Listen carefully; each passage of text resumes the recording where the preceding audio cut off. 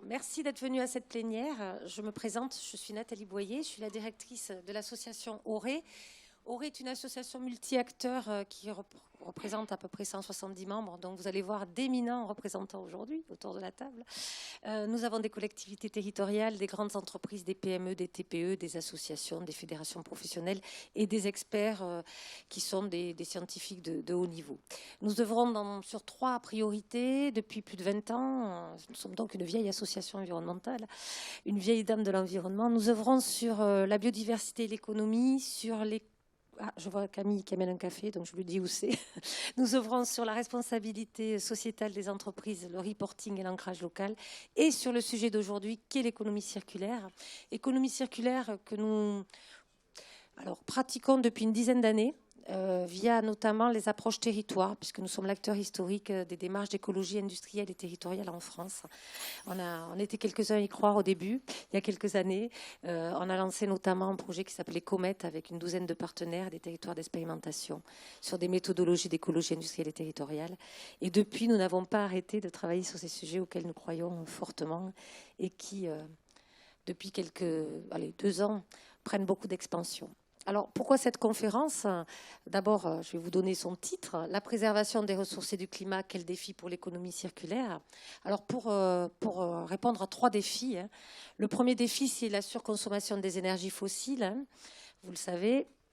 Le deuxième, c'est le gaspillage des ressources dû à notre économie linéaire et évidemment l'augmentation de nos déchets. Et le troisième, c'est un développement de l'urbanisation et à l'artificialisation des sols, dû notamment au développement des territoires. Alors il y a des défis, mais évidemment l'économie circulaire permet de répondre à ces défis en amenant des typologies de solutions.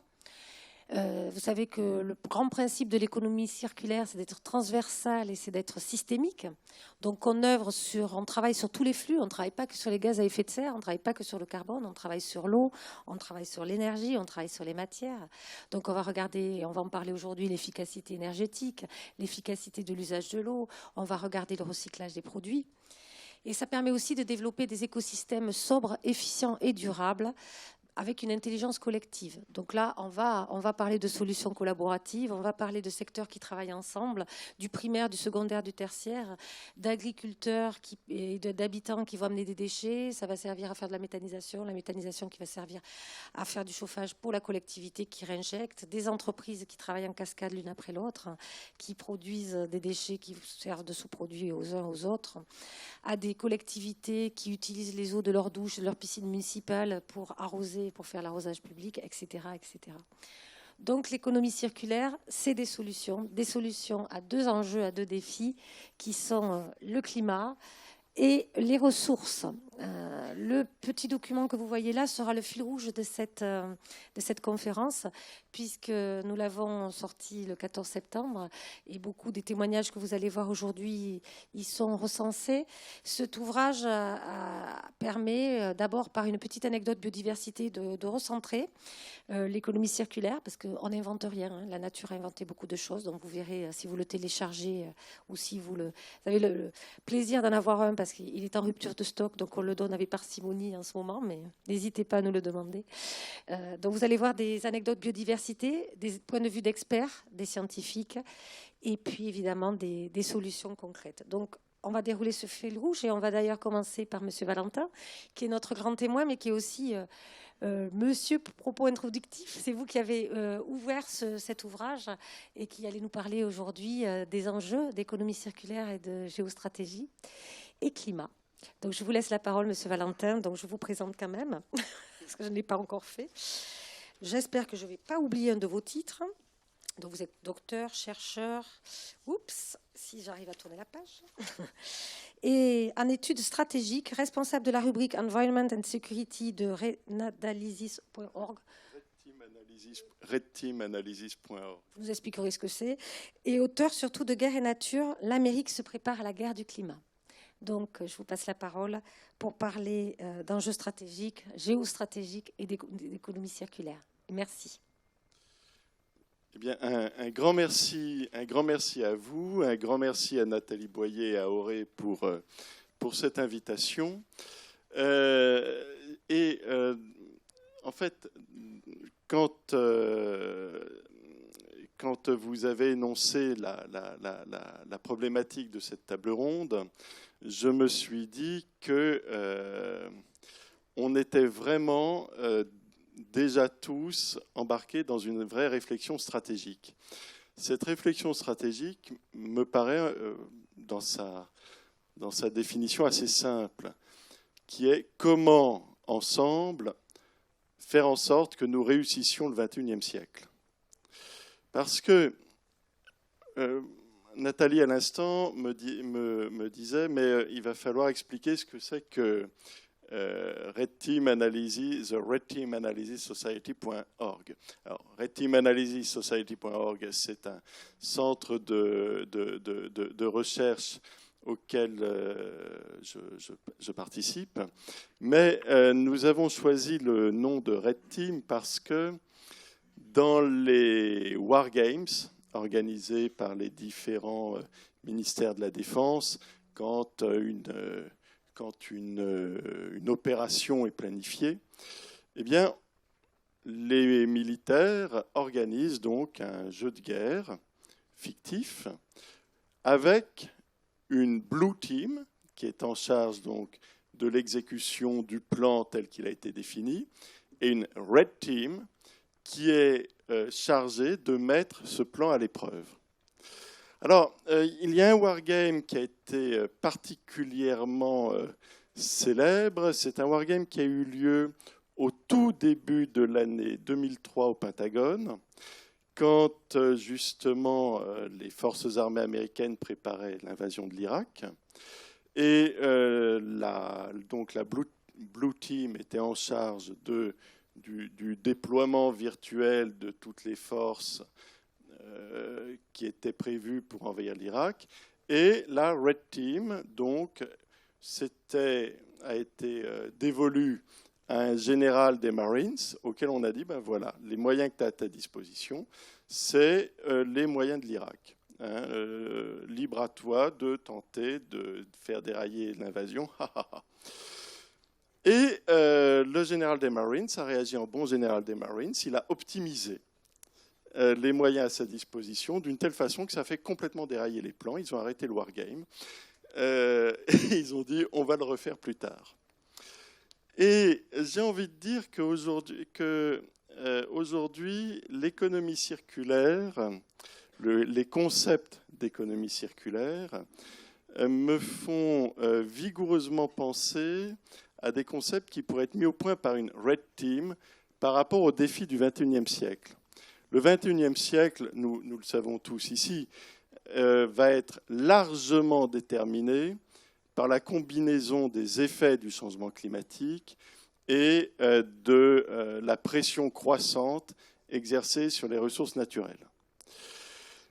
Quand on dit les effets du changement climatique, je tends à penser, enfin, je fais plus que le penser, en réalité, ça fait 15 ans que je travaille sur le sujet d'un point de vue stratégique. Le problème posé par le changement climatique, c'est qu'on oublie un peu souvent dans nos sociétés très urbaines que le climat est une condition de vie absolument fondamentale dont nous dépendons pour notre développement depuis 7,5 millions d'années. Ça fait beaucoup. Or, du fait même des formes de développement qui ont été adoptées depuis 2 siècles et même en particulier depuis 1 siècle, nous sommes en train collectivement de modifier ce qui est une condition de vie fondamentale. Donc forcément, notre vie et donc nos vies vont en être très lourdement affectées. Un certain nombre de prévisions pourraient faire aisément froid dans le dos, puisque quand on regarde la combinaison, par exemple, des événements climatiques extrêmes avec la montée relativement rapide du niveau des océans, on voit bien que cela peut déclencher des migrations absolument gigantesques dans des zones qui ne sont pas prêtes. Prenons le cas du Bangladesh, qui est un pays qui est au niveau de la mer, le pays le plus pauvre du monde, 150 millions de personnes. La mer monte et déjà 1/3 du Bangladesh est directement menacé par les effets de la montée des eaux. Ce n'est certainement pas par hasard si une des réactions de l'un des pays frontaliers du Bangladesh, l'Inde, a été la construction d'un mur de barbelés de 5 mètres de haut et de 4500 km de long. Tout simplement parce que la peur s'installe autour des effets du changement climatique. Ou dans un tout autre champ, qui d'ailleurs va rejoindre la suite de la table ronde, eh bien, le changement climatique est en train de préparer des mutations gigantesques dans le champ de l'énergie. Si l'on prend par exemple ce qui se passe en Arctique, l'Arctique commence à être très profondément déstabilisé par le changement climatique, au point qu'un certain nombre de ressources gazières, pétrolières et minérales commencent à apparaître comme exploitables. Ça reste bien sûr un environnement tout à fait extrême.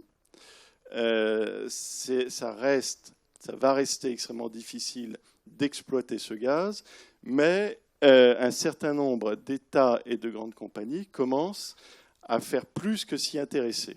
C'est une des raisons majeures, par exemple, pour lesquelles l'État russe est actuellement en train de complètement remilitariser tout l'archipel au large de la Sibérie, de façon à bien marquer que cette région de la zone économique exclusive russe, elle est exclusivement russe. Ils ne font pas les choses à moitié. Ces 2 dernières années, le ministère de la Défense russe a créé un commandement arctique. Par ailleurs, la marine nationale russe est en train de faire construire toute une nouvelle génération de sous-marins nucléaires qui seront appelés les Boréis, de façon à ce que le message soit extrêmement clair. Tout cela parce que de nouveaux gisements de gaz naturel et de minéraux commencent à apparaître comme exploitables dans cette région. Donc on voit bien comment il peut y avoir une conjonction entre les effets du changement climatique et la course actuelle pour les ressources que certains chercheurs appellent les ressources restantes. En même temps, eh bien, d'autres nouveaux acteurs sont extrêmement intéressés par ce développement de l'Arctique par les Russes. En premier lieu, les Chinois. Les Chinois viennent de faire leur premier tour du pôle de la région arctique, pardon, pas du pôle, avec leur premier brise-glace nucléaire, et ils sont en train de s'en faire construire d'autres par les chantiers navals sud-coréens. Et ils sont aussi en train de développer de très nombreuses joint ventures sur le gaz, sur le pétrole, sur les minéraux, avec les Russes, tout en développant des accords bilatéraux avec l'ensemble des pays arctiques. Par exemple, il y a plus de 2 ans, un accord de libre-échange a été signé entre l'Islande et la Chine. Donc on le voit bien, la conjonction entre le changement climatique et la compétition généralisée pour les ressources naturelles, elle est engagée. Simplement, elle produit d'énormes tensions. Alors, si les modes de production et de consommation mondiaux ne changent pas, on va vers des tensions terrifiantes, des tensions militaires qui seront absolument terrifiantes. Je conseille juste de regarder une carte des pipelines entre la Syrie et l'Asie centrale, et on comprend beaucoup de choses à ce qui se passe en ce moment dans ce malheureux pays. Les États-Unis aussi. Comment ? Les États-Unis sont engagés dans ces réflexions aussi. Ah, les États-Unis sont extrêmement engagés dans ces réflexions, mais Nathalie me fait là un petit hunch pour que je rappelle. D'ailleurs, j'y venais, c'est un des effets paradoxaux de la période actuelle. Alors, quand on dit les États-Unis, moi, je ne parle pas des États-Unis. Je ne suis pas un spécialiste des États-Unis. Je suis un spécialiste de l'armée américaine. Et un autre acteur qui est en train de s'emparer, de s'approprier des questions dont nous parlons, c'est l'armée américaine qui est en train de s'approprier le développement durable. Si vous souhaitez être déstabilisé dans votre réflexion, je vous suggère très sincèrement d'aller regarder la page développement durable du Pentagone et de lire les différents rapports et bilans annuels de développement durable de l'US Army, de l'US Navy, etc. En fait, depuis quelques années, les militaires américains ont bien compris que le changement climatique allait avoir des effets stratégiques extrêmement déstabilisateurs et que ça allait les amener à intervenir dans telle ou telle zone. Mais par ailleurs, ils ont développé aussi toute une réflexion sur le fait qu'on n'allait quand même pas faire la guerre pour exploiter les ressources dont on allait avoir besoin pour faire la guerre. Là, il y a aussi des logiques qui sont travaillées. Et quand il y a quelques années, l'armée américaine était présente en Irak, eh bien, il faut avoir à l'esprit que cette présence de dizaines de bases américaines sur le territoire irakien impliquait aussi la présence de milliers de climatiseurs. Alors vous allez vous dire, qu'est-ce que les climatiseurs viennent faire avec la choucroute? Eh bien, en fait, tout simplement, vous ne faites pas tenir des soldats américains en Irak sans climatiseurs. La 2e division blindée d'Alaska en Irak, elle ne tient pas sans climatiseurs. Ils ont littéralement besoin de créer leur microclimat artificiel. Mais la clim 24 heures sur 24, c'était 1/3 du carburant des bases. C'est pas rien. Donc vous aviez des centaines de convois américains devant traverser l'Irak, qui étaient autant de cibles pour les différentes guérillas. Donc après avoir tenté de renforcer les convois, ce qui attirait encore plus les guérillas irakiennes, des chercheurs américains qui se sont eux-mêmes surnommés les climate hawks, les faucons climatiques, ont renversé la problématique en disant « mais et si on faisait passer nos bases à l'efficacité énergétique? Là-bas, il y a du soleil, hein, donc on va se mettre au solaire. » Donc il y a eu d'abord des expériences dans quelques bases, puis les résultats ont été tellement stupéfiants qu'ils les ont généralisés à toutes leurs bases. Et ils ont fait leur clim. Et quand l'armée américaine a quitté l'Irak en 2010, tout ce savoir-faire est revenu sur le sol américain. Et actuellement, toutes les bases américaines sur le sol américain sont en train d'entrer dans des démarches de développement durable, avec des panneaux solaires de partout, des éoliennes, et on entre dans l'économie circulaire.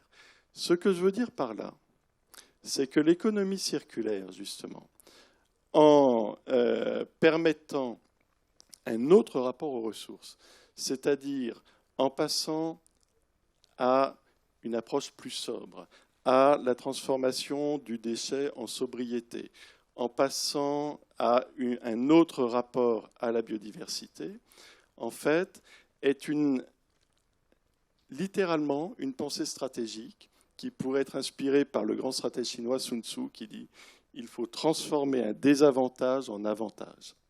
Et l'économie circulaire, c'est ça. Il y a une crise des ressources, eh bien, on transforme le rapport aux ressources. Et d'un désavantage, nous tirons un avantage. Et c'est pour ça que je vous remercie très vivement, Madame Boyer, de m'avoir donné la parole ce matin. Merci à tous. Merci, Monsieur Valentin. Alors, je vais continuer par les duos. Je vous explique un peu le principe de ces 2 tables rondes, parce que demain, il y a la plénière par entrée filière. Aujourd'hui, on est par l'entrée ressources. Donc, nous allons regarder les différents domaines environnementaux que nous avons traités dans l'ouvrage dont je vous ai parlé. Donc, nous allons commencer par l'énergie, puis par les déchets. Ça dépend de monsieur. Je pense que je ne sais pas si vous devez partir vite ou plus, parce que voilà. Donc, vous allez passer après. Donc, le monde des déchets va passer après, puis le monde de l'eau. Et vous allez avoir chaque fois un duo avec une personnalité qui va nous parler du contexte, les enjeux ressources et changements climatiques de son domaine, puis un spécialiste de solutions qui va nous parler des solutions de sa fédération ou de son entreprise. Donc nous allons commencer par le domaine qui n'est pas le plus simple, mais tu en as parlé avec l'armée américaine, qui est celui de l'énergie, le domaine de l'énergie. Je remercie Madame Padilla, qui est responsable du service entreprise éco-technologie de l'ADEME, d'être parmi nous. Donc, l'utilisation d'énergie fossile, vous le savez, représente la quasi-totalité des besoins énergétiques mondiaux. Alors, comment l'économie circulaire peut contribuer à réduire notre dépendance aux ressources énergétiques fossiles, Madame Padilla, sachant que la combustion est la principale source du changement climatique de ces énergies? Merci pour cette invitation. Donc, je suis responsable du service qui est en charge de l'efficacité énergétique dans l'industrie et de l'écologie industrielle territoriale à l'ADEME. Alors, l'ADEME, l'Agence d'État sur la maîtrise de l'énergie et l'environnement, qui est sous tutelle du ministère de l'écologie et pas de la Défense. Peut-être que, enfin, pour l'instant, le communiqué de presse n'est pas sorti, on verra. Donc, de fait, voilà, je vais être un peu plus sur les sujets de l'industrie. Moi, ce qui me semble intéressant dans ces échanges entre économie circulaire, transition énergétique, sont quand même les deux mots-clés que l'on entend beaucoup, c'est qu'on voit qu'il y a des synergies. On ne peut pas travailler des ressources, on ne peut pas limiter les ressources sans parler de ressources énergétiques. On est obligé de regarder les implications sur le climat. Donc, moi, je trouve l'enjeu de cette dynamique autour de l'économie circulaire, voilà, c'est ne rien oublier au niveau de l'efficacité énergétique. En même temps, il y a des choses qui sont faites depuis très longtemps. Simplement, voilà, si c'est par ce biais-là, par cette mise en visibilité que les choses bougent, il faut se saisir de ces occasions et surtout faire en sorte que l'efficacité énergétique, je trouve ce qui est intéressant avec le concept d'économie circulaire, c'est qu'on arrive beaucoup plus à mobiliser plus en synergie différents acteurs, pas simplement sur la chaîne de valeur, mais aussi au niveau territorial. Et c'est plutôt sur ce sujet-là que je souhaitais faire un zoom sur les enjeux. Alors, je pense que déjà, quand on parle d'efficacité énergétique dans l'industrie, il faut aussi se rendre compte que on donne des grands enjeux, il faut y aller, mais l'industrie derrière, il y a quand même des réalités très différentes. Et donc, ce qui me semblait intéressant de dire aussi, c'est que si on veut passer à des solutions, les solutions, elles ne sont pas identiques pour tout le monde. Il y a des réalités industrielles qui sont différentes. Là, ces schémas simplement disent que selon les secteurs, il y a des réalités sectorielles dans l'industrie, c'est plus complexe que le bâtiment. Il y a des réalités de process au sein des secteurs industriels. Là, vous voyez que les combustibles, les émissions de combustible, c'est essentiellement pour des fours, du séchage. Donc, on est obligé à un moment donné, quand on veut passer aux enjeux et aux solutions, de passer aussi par du détail. On ne peut pas rester sur des grands principes, il faut aussi creuser la réalité des acteurs. Pour regarder ça, on a fait un scénario à l'agence, un scénario énergie 2030-2050. Ce scénario énergie, il porte sur l'ensemble des secteurs consommateurs, donc le bâtiment, le transport, l'industrie, l'agriculture, et on a adossé à ça un scénario de l'offre énergétique avec le développement des ENR. Notre objectif, quand on a fait cet exercice il y a 2 ans, c'était d'arriver à proposer un scénario 2050 facteur 4. Avec un point à 2030, alors c'est ce point-là à 2030 que je vous montre avec ce tableau. On a regardé, donc là vous avez le focus industrie, on a regardé les marges de manœuvre qu'avait l'industrie en matière d'efficacité énergétique et on a estimé dans notre scénario, c'est la prospective, on a fait un petit peu Madame Soleil, mais avec quand même quelques bons arguments, on a identifié 20% de gains d'efficacité énergétique possibles à l'échelle de l'industrie à 2030. Ce qui est intéressant dans cet exercice, c'est aussi la temporalité. 2030, par rapport au tissu industriel, c'est le temps de renouvellement d'un équipement industriel qui est, somme toute, très vieillissant. Donc on est dans un possible, dans un scénario, mais qui peut être possible et qui peut être mis en œuvre justement parce qu'on donne cette temporalité. L'idée, c'est pas de dire en 2018, il faut qu'on ait fait 20%. On se donne jusqu'à 2030. Donc l'idée là, c'est vraiment de saisir toutes les opportunités pour que l'efficacité énergétique, avec la réduction des consommations d'énergie de l'industrie, soit quelque chose de tangible et de mis en œuvre. Il y a 3 types d'actions en termes d'efficacité énergétique que l'on a pu identifier. Il y a un premier type d'action qui est lié, je dirais, à la chasse au gaspillage. C'est un peu vieillot, mais finalement ça marche quand même bien. Et c'est aussi le fait que culturellement, l'efficacité énergétique revienne au cœur des préoccupations du fonctionnement des entreprises. Le deuxième axe, c'est déjà, dès qu'on renouvelle du matériel, on met de l'équipement performant. on paye le surcoût pour avoir un équipement performant. On va pas changer les équipements pour faire l'efficacité énergétique. Par contre, dès qu'on a besoin de changer un équipement, on met quelque chose de performant. Et le troisième axe, c'est l'innovation. Et donc, quand on fait cette alchimie de ces trois leviers et qu'on l'applique alors distinctement selon les secteurs industriels, on a des secteurs qui sont beaucoup plus en avance que d'autres, voilà, on arrive à ce moins 20%. Donc je pense que c'est important de se dire que si on veut travailler avec ces acteurs en termes d'efficacité énergétique, il faut activer tous les leviers, il faut laisser le temps, il faut s'inscrire dans leur temporalité, mais on est sur un temps qui est quand même compatible avec les enjeux qu'on se fixe. Il faut aussi des politiques incitatives. C'est vrai que le prix de l'énergie, c'est quand même un sujet qui peut mettre en difficulté. Donc si je reviens un peu plus sur la partie, je dirais, la déclinaison un peu plus économico-circulaire compatible, si je peux me permettre, on a fait également un travail sur ce qu'on appelait la chaleur fatale industrielle.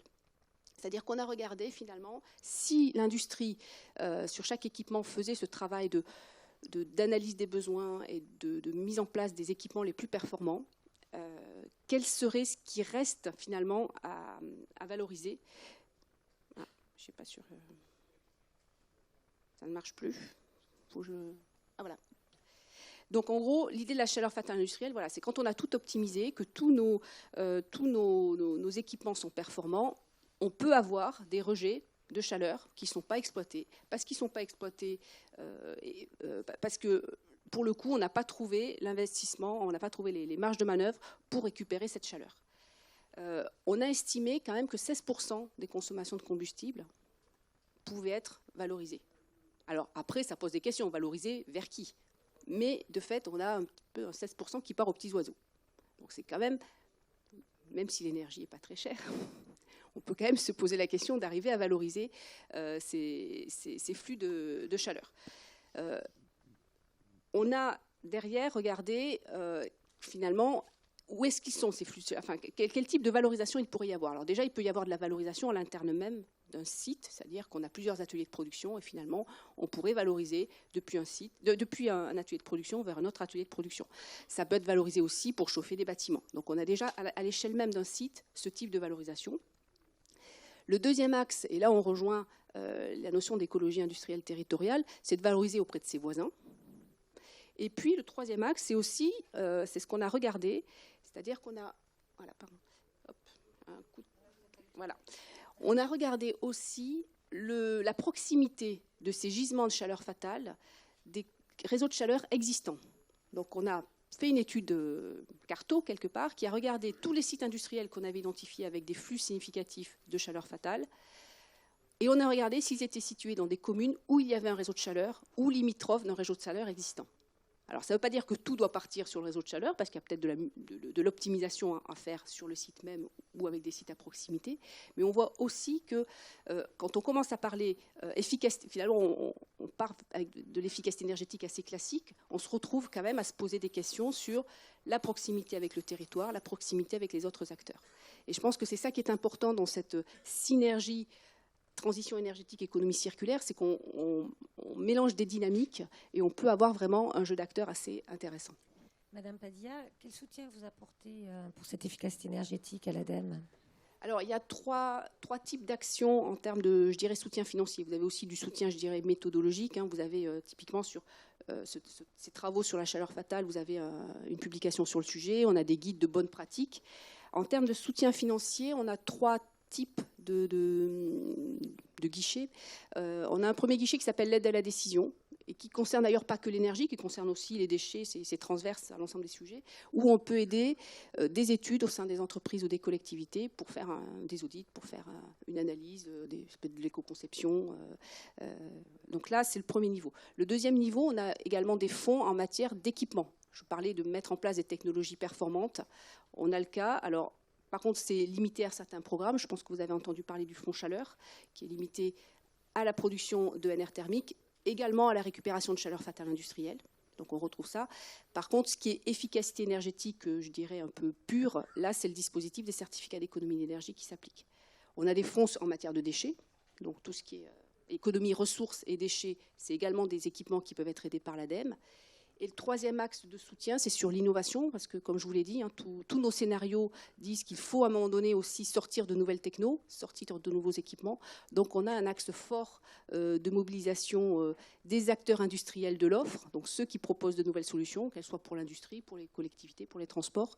Et là, vous avez des programmes à la fois de soutien en matière de R&D, ou des programmes liés aux investissements d'avenir où on peut financer des démonstrateurs, des premiers industriels sur globalement l'économie circulaire et la transition énergétique. Merci. C'est vrai que l'ADEME a pas mal d'appels à projets sur l'économie circulaire au sens large.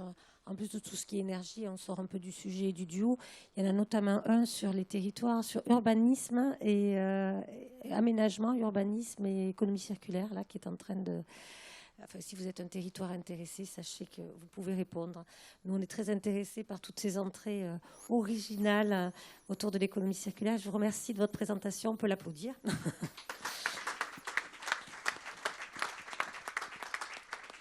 Monsieur Pellion de Balaja Projects et Suez, vous êtes à la direction de développement durable. Alors, vous êtes en charge de la partie solutions du duo.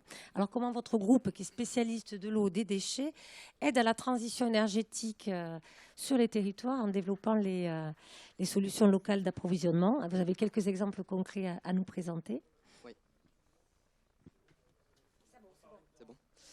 Alors, déjà, quand on parle d'économie circulaire, on parle de plusieurs champs d'action différents qui ont été évoqués précédemment. Donc ça va de l'éco-conception à l'échelle de la matière, au recyclage, à la réutilisation à l'échelle du produit, et puis à l'écologie industrielle, donc au niveau des territoires. Donc il y a plusieurs échelles différentes, mais en fait à chaque fois avec un dénominateur commun, qui est cette réduction de la consommation de ressources, que ce soit de la consommation de matières premières, d'eau ou d'énergie. Donc, c'est la conviction de Suez, le passage de l'économie linéaire où on produit, on consomme, on jette, à l'économie circulaire, c'est véritablement une stratégie bas carbone très efficace. Et ça permet un découplage finalement entre la croissance économique et la consommation de ressources. Pourquoi une stratégie bas carbone efficace? Parce que quand on pense à la lutte contre les émissions de gaz à effet de serre, souvent on pense par secteur, on identifie les secteurs les plus émetteurs. Mais finalement, l'économie circulaire permet de réduire les émissions de gaz à effet de serre tout au long de la chaîne de valeur des produits et des services. Et pas seulement les émissions de gaz à effet de serre, mais aussi tous les rejets dans l'eau, dans l'air, dans le sol. Passons aux solutions. OK. En termes de solutions, Suez a vraiment inscrit le développement de l'économie circulaire dans la transformation de l'entreprise et dans ses innovations technologiques. Ça se retrouve aussi dans des engagements d'augmentation de la production d'énergie à partir des déchets, avec des nouveaux engagements pour lutter contre le changement climatique, dont une augmentation de 10% de la production d'énergie renouvelable d'ici 2020. Et donc et aussi une augmentation des émissions évitées aux collectivités, aux industriels, grâce à la valorisation énergétique des déchets. Donc il y a de l'énergie dans l'eau, il y a de l'énergie dans les déchets. Degré bleu, vous pouvez... Degré bleu, voilà, alors dans l'eau il y a de l'énergie. Degré bleu, donc c'est un système développé par Suez qui permet de récupérer en fait les calories qui sont dans les réseaux d'assainissement qu'on n'utilise pas, qui sont juste sous le sol. Pour vous donner un ordre d'idée, donc en fait c'est un système qui permet de récupérer la chaleur perdue et de chauffer un bâtiment, une piscine. Donc on peut atteindre jusqu'à 90% des capacités, des besoins en chauffage d'un bâtiment grâce à ce système. C'est une pompe à chaleur qui permet aussi de rafraîchir en été. Donc réchauffer en hiver, rafraîchir en été. Et ça permet de réduire entre 30 et 70% les émissions de gaz à effet de serre d'un bâtiment. C'est à quel endroit que le système est installé? Alors il y a plus d'une dizaine de références en France, à Nanterre, le Palais de l'Élysée. Enfin, on a différentes références. Ça peut aller jusqu'à, on réduit jusqu'à 2500 tonnes de GES par an grâce à nos 13 références. Donc ça c'est dans l'eau, mais il y a aussi, je vais reprendre un exemple dans l'eau, mais à l'international, au parc industriel de Suzhou, en Chine. Donc là c'est un exemple d'écologie industrielle, donc c'est aussi très intéressant parce qu'on parle de synergie entre différents acteurs. Et donc le traitement des boues des boues industrielles sur le site de Suzhou consiste à en fait les sécher pour réduire leur teneur en eau et faire passer leur teneur en eau de 80% à peu près à 10%. Donc ces boues sont finalement réutilisées comme des combustibles de substitution pour alimenter la centrale du parc industriel. Donc c'est équivalent à peu près à une réduction de 12 000 tonnes de charbon dans un pays, enfin en Chine où le mix énergétique est particulièrement charbonné. 12 000 tonnes de charbon, c'est plus de 30 000 tonnes de gaz à effet de serre, et donc tout ça c'est permis par plus de 20 000 tonnes de boue déshydratée réutilisée sur ce parc industriel de Suzhou. Voilà, il y a de l'énergie dans l'eau, il y a de l'énergie dans les déchets. À Robin, sur la plateforme chimique du Roussillon, il y a une synergie industrielle entre les 15 industriels de la plateforme. C'est une des plus vieilles plateformes chimiques de France. Et donc là, on utilise de la biomasse, du bois qui est collecté localement, de manière aussi à créer des emplois locaux. Donc dans un rayon de 100 km autour de la plateforme chimique de Roussillon. Donc c'est du bois qui est issu de la sylviculture, mais c'est aussi du bois qui est non recyclable. Et donc là, on produit de l'énergie 100% verte à partir de la biomasse qui est redistribuée aux différents industriels de la plateforme et qui permettent encore une fois d'éviter un volume important d'émissions de gaz à effet de serre, puisque là on est sur à peu près plus de 50 000 tonnes de gaz à effet de serre évitées par an grâce à cette utilisation de biomasse. Donc voilà, il y a de l'énergie dans l'eau, dans les déchets. Merci Sébastien pour les solutions concrètes. On peut t'applaudir aussi. Je remercie mes 3 premiers intervenants. Je vais demander aux 2 autres duos de venir auprès de moi. Et puis, il y aura, j'espère, un petit temps pour les questions, mais tout le monde pourra revenir pour y répondre. Donc, Monsieur Carpentier, Monsieur André, pour le duo matière-déchets. Donc, Monsieur Carpentier, vous êtes président de FEDEREC, la Fédération des entreprises du recyclage. D'après le GIEC, j'ai quelques chiffres. Les émissions liées au traitement des déchets ont doublé entre 1970 et 2010, alors principalement dû au méthane. Vous savez que dans les décharges, il y a du méthane, mais aussi au transport, à la collecte de ces déchets. Et puis évidemment, il y a beaucoup de GES qui sont émis pendant la fabrication des produits. Alors comment vous, FEDEREC, vous avez travaillé sur la gestion et la réduction de ces impacts en travaillant notamment sur le recyclage des déchets ? Oui, je vais juste revenir 5 minutes en arrière sur ce qu'a dit M. Valentin, parce que c'est très intéressant. Son exemple sur l'Irak et c'est les contraintes qui avaient été mises sur les camps. Et donc, on est passé d'énergie fossile à l'énergie solaire. Et je pense que notre société est basée sur ces contraintes. C'est-à-dire qu'on n'avance que par la contrainte. C'est la marque qui disait ça d'ailleurs, c'est que la contrainte est la mère de toutes les innovations.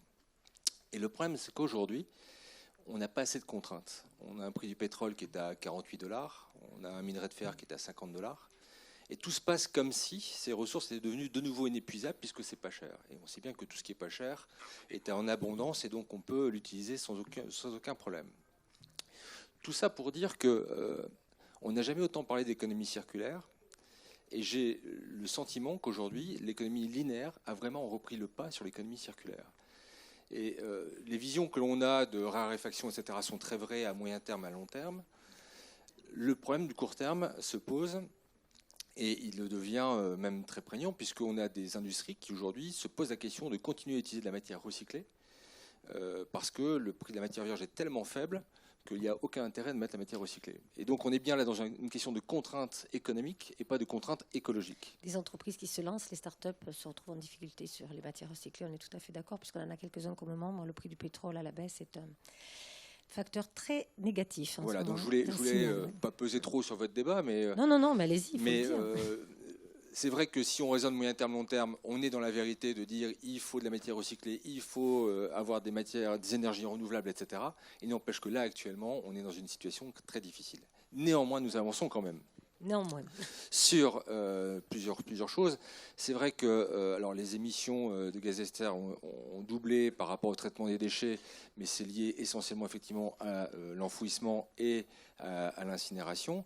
On a une chance avec la loi de transition énergétique, croissance verte, de voir une réduction de l'enfouissement à un horizon 2025 de moins 50%. Et donc on a une chance de voir ces matières revenir vers le recyclage. On s'est rendu compte dans le recyclage qu'on avait une vraie pépite dans les mains, c'est qu'à chaque fois qu'on utilise la matière recyclée par rapport à la matière vierge, on économise de l'énergie et on évite des tonnes carbone émises. Mais alors, il y avait quelques études. Le BIR, le Bureau international de recyclage, l'avait fait en 2008. Igor le sait puisqu'il y était à l'époque. Il y a l'ONU qui a travaillé aussi là-dessus suite au rapport du BIR. Et on s'est dit, mais comment concrètement on peut ramener ces externalités dans le prix de la matière? Alors déjà, il faut montrer qu'il y a des externalités. Donc la première chose que l'on fait, là, on a une étude qui est en cours, qui va matière par matière, donc l'acier, le nickel, etc., démontrer l'économie d'énergie et les tonnes CO2 évitées pour chaque matière entre matière vierge versus matière recyclée. Elle sort à quel moment? Pour la COP, j'imagine. J'espère. On fait tout pour la sortir pour la COP. En tout cas, c'est notre objectif. On l'a démarré en début d'année. C'est une étude qui est cofinancée par l'ADEME, soutenue par l'ADEME, et qui sera remise à jour chaque année, de manière à pouvoir avoir une bibliothèque en fait de matières recyclées et en économie d'énergie et tonnes carbone évitées. Deuxième chose, une fois qu'on aura cette étude, on va fournir à tous nos adhérents un logiciel qui leur permettra de valoriser, à chaque fois qu'ils vendent une tonne de matière issue du recyclage, valoriser les tonnes CO2 évitées et l'économie d'énergie pour leur client final. Et comme c'est estampillé ADEME, ça pourra servir au bilan carbone de l'entreprise qui utilise cette matière. Troisième étape, on espère pouvoir monnayer ces externalités, soit sur le fait d'une prime carbone, soit par peut-être une valeur du CO2 un peu plus élevée en France demain qu'aujourd'hui, puisque je vous rappelle qu'en France, on est à 6 € la tonne à peu près sur le CO2, et qu'en Suède, on est à 150 €. Voilà, donc on a une petite marge de manœuvre qui serait peut-être possible d'utiliser pour valoriser les matières qui sont à faible émission carbone. Voilà, donc ça, c'est ce qu'on vise. Une deuxième étude est en cours, qui elle est du côté énergie, sur les CSR. On est en train de mener. Vous pouvez expliquer juste. Alors, combustible solide de récupération, en fait, c'est le déchet fatal. C'est-à-dire que on a d'abord le déchet qui coûte le moins cher, c'est celui qu'on ne produit pas. Donc on a la prévention, ensuite on a le réemploi, on a la valorisation matière et enfin la valorisation énergétique. Et ces combustibles solides de récupération sont non pas des déchets qu'on brûle, donc ça c'est l'incinération, mais c'est des déchets qui sont travaillés, traités pour d'une part augmenter le PCI, donc abaisser tout ce qui est inerte, enlever tout ce qui est chloré, enlever tout ce qui est polluant, pour arriver à un combustible qui est similaire en PCI à un charbon, mais avec nettement moins d'émissions et de carbone et d'autres mercure, cadmium, etc., etc. Et donc on mène cette étude pour démontrer d'abord le PCI de ce CSR et ensuite l'utilisation possible dans autre chose que la cimenterie ou autre chose que l'incinération, qui permettrait, comme le font les Allemands, comme le font les Italiens depuis déjà plusieurs années, qui permettrait de substituer soit du fioul lourd, soit du gaz, soit du charbon dans nos centrales thermiques. Voilà les études qu'on mène, voilà ce qu'on essaie de faire. En tout cas, on est persuadé d'avoir cette pépite dans les mains. Le problème aujourd'hui, c'est que, encore une fois, on a un prix des matières qui va à l'encontre de tout ce qu'on se dit là dans la salle. Et je pense que ça ne va pas s'arrêter demain matin. C'est ça un peu le problème, c'est qu'avec l'Iran qui va arriver, etc., enfin bref, on va avoir un prix du pétrole qui est dans une tendance durable à bas coût. Merci beaucoup pour ces quelques mots sur le contexte du recyclage aujourd'hui. Partie Solutions, j'ai le plaisir de rencontrer, de faire parler aussi Michel André, président de l'UNICEM, l'Union nationale des industries de carrières et matériaux de construction, j'ai rien oublié. Donc vous savez que 90% des déchets nationaux sont issus du BTP et de travaux publics, ça c'est les chiffres de l'ADEME en 2014. On connaît les risques d'épuisement des sables, des pierres, des argiles, des matériaux de construction. Alors, vous regroupez toutes ces activités. Donc, vos membres fournissent la plupart des acteurs du TP et du BTP. Alors, comment vos adhérents développent-ils l'économie circulaire? Avez-vous des exemples concrets? Alors, en tant que chef d'entreprise aussi, parce que je pense que chez CEMEX, vous avez aussi, en tant que PDG, mis en place des choses. Est-ce que vous pouvez nous en citer quelques-uns? Oui, alors merci Nathalie. Juste pour rebondir et rester peut-être un petit peu dans la métaphore militaire, je pense que tout d'abord, il y a pas mal d'enjeux géopolitiques au prix du pétrole aujourd'hui. Et on peut espérer que le prix du pétrole soit à un niveau incitatif à un horizon, j'espère, moyen terme, si ce n'est un peu plus court terme. Et je dirais donc que, suite à l'exposé que vous avez fait, l'armée UNICEM va essayer de vous proposer quelques solutions. Alors tout d'abord, cette armée, avec tous nos adhérents, a une particularité, c'est qu'on intervient sur pratiquement les 7 piliers de l'économie circulaire.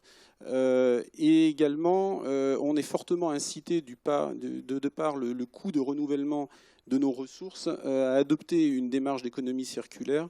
Et donc, on n'est pas prêt de retomber dans des idées d'économie linéaire. Alors, je vais commencer par quelques exemples de choses qui sont faites au niveau du recyclage.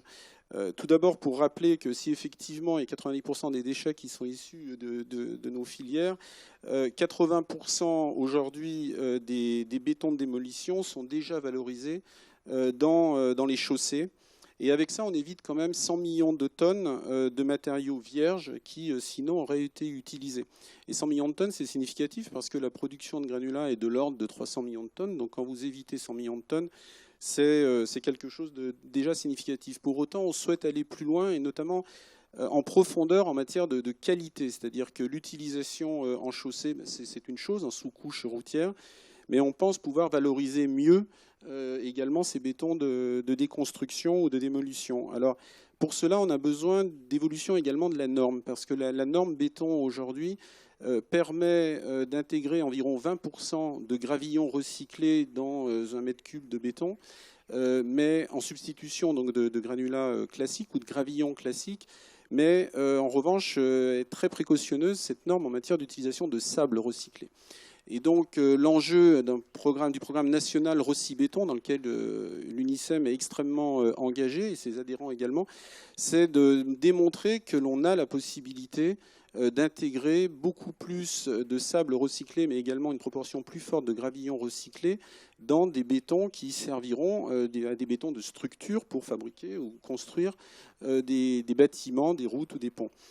Et donc, ça c'est en cours. Il y a quelques bonnes nouvelles. On a coulé un chantier très récemment à Mitry-Mory. C'est une classothèque.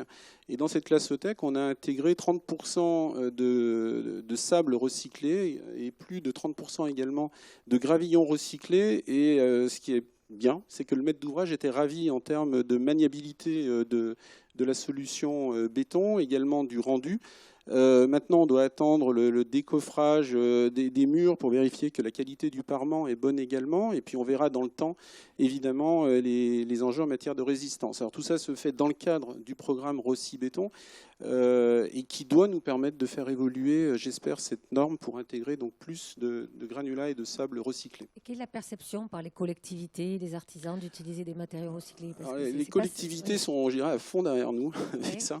J'ai eu, dans le cadre de l'UNICEM, la possibilité de rencontrer le président de la Société du Grand Paris, par exemple, et également avec le port autonome de Paris.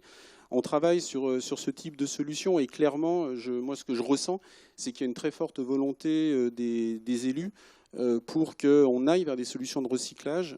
Une des difficultés chez le Grand Paris, c'est principalement lié à la capacité de trouver les bonnes plateformes de réception des matériaux qui ne soient pas trop éloignées des centres de consommation futurs des granulats et des sables recyclés. Donc l'idée, c'est de faire... Là où on peut avoir un besoin, je dirais, et de faire évoluer les consciences, c'est le fait qu'à un moment donné, si on veut vraiment pouvoir recycler, il faudra qu'il y ait des plateformes de recyclage proches des lieux de consommation futurs, parce que plus on s'éloigne, plus évidemment le coût de transport, les coûts logistiques font que le fait de ramener les matériaux vers les centres de consommation rendent en fait les matériaux recyclés non compétitifs par rapport à des matériaux vierges. Et donc en fait, ce qu'il faut que l'on parvienne à faire, c'est de faire entrer dans les consciences et dans l'opinion publique l'idée d'avoir des centres de stockage, des plateformes multimodales et les plateformes où on puisse également faire du tri et du recyclage. Alors ça existe,